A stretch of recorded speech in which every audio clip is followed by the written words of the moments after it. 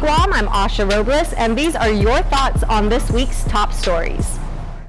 A breadfruit mishap in agate resulted in the unfortunate death of one man. Gus Santos passed away after he and his brother, John Santos, were picking breadfruit from a tree that was near a power line. Picking breadfruit in their village was something that the brothers often did. However, this time the two went out, Gus climbed higher than usual, reaching for bigger breadfruit. John recalls putting one breadfruit into the truck while his brother was picking another one. By the time he picked up the second one and went to the truck, he saw a spark on the tree. John knew his brother had gotten shocked and rushed over to him. GFD units arrived at the scene around 11 a.m. and CPR was conducted on the way to Naval Hospital. John states that others who plan to harvest this season to please be safe. Many of our online viewers shared their condolences to Gus's family.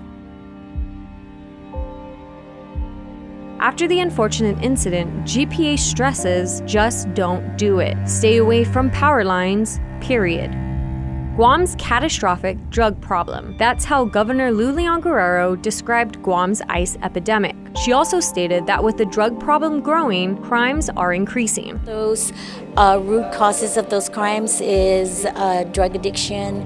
Methamphetamine is the #1 drug. With the drug problem growing on island, KOAM sat down with recovering addict Jess Mendiola. He shared his emotional and inspiring story of his personal journey of recovery from active addiction to advocacy. The birth of my kids was not even powerful enough. The threat of losing my family wasn't even powerful enough to pull me away from the drugs.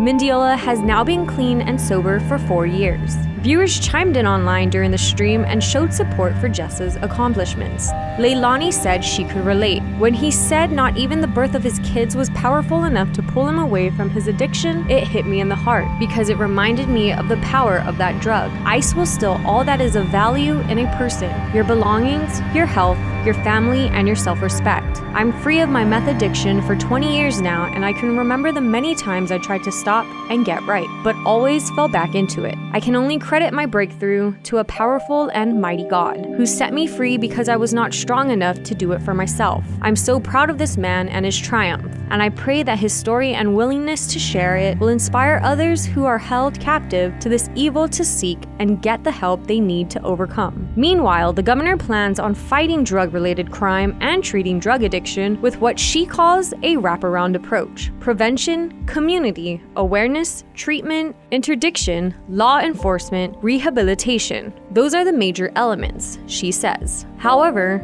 viewers online weren't fully convinced. Al Lapata states, "All I've heard for the past 8 months were blah blah blah. Words mean nothing without actions." Lastly, check out our new digital segment where we feature different jiu-jitsu clubs and countdown to the Marianas Open. The Marianas Open is one of the region's largest Brazilian jiu-jitsu tournaments, and the competitions will be held on August 31st at the FD Phoenix Center in Manilao.